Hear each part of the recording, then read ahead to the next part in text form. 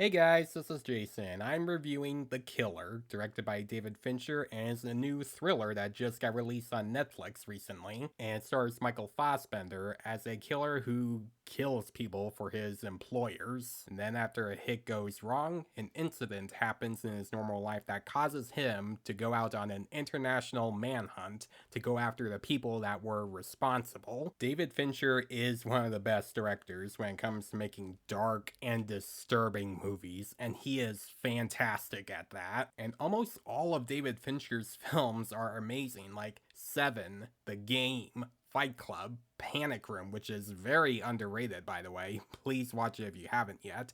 Zodiac, The Social Network, and Gone Girl. So, of course, I was excited to see this film when it was coming on Netflix. It did have a limited release around October, but I didn't get one of those, so I had to wait until it came on Netflix. And now that I've seen it, it did not disappoint me. This is a very fascinating movie where you see Michael Fassbender try to figure out how to kill certain people that he's supposed to kill with these certain objects that he needs for those moments. And it makes you terrified of him when you see him going up an elevator with a giant trash can. It does give you like very bad thoughts on what he's gonna do. And Michael Fassbender is excellent in this film. He plays a character that's more subdued when he's trying to keep everything together in his mind. You see him try to figure out where this person lives or where he has to go, and he has to figure out how to break into homes and buildings very carefully without getting caught. And he doesn't hesitate to kill some innocent people when they see him, because he knows that if he lets them live, they could tell some of the police who he is and what he looks like, so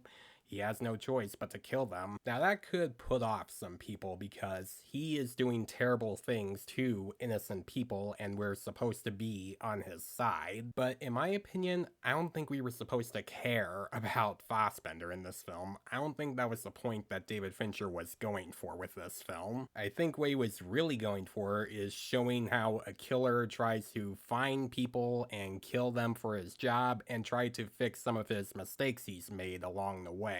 And it's really interesting seeing Fassbender play a character like this, and you do get the sense that this character has been doing this job for a long time. Another thing in this film that I do want to praise, and it's something that is one of the best things about Fincher's films, is the cinematography. This is a very well shot film showing the atmosphere that gives the audience a very unsettling feeling, making the nighttime scenes feel more disturbing and scary when you see how Fassbender tries to do his job and try to break into certain places. When the Oscars happen, I do want this film to be nominated for Best Cinematography because for me, I think this might be one of the best shot films of the whole year. This is a very fast-paced movie that never has a dull moment that ruins it. It keeps your attention on the film focused on every scene that Fassbender is in. The sound design is also a highlight. Like, whenever Michael Fassbender puts his headphones on and he's listening to music, you hear the music clearly, but whenever it cuts to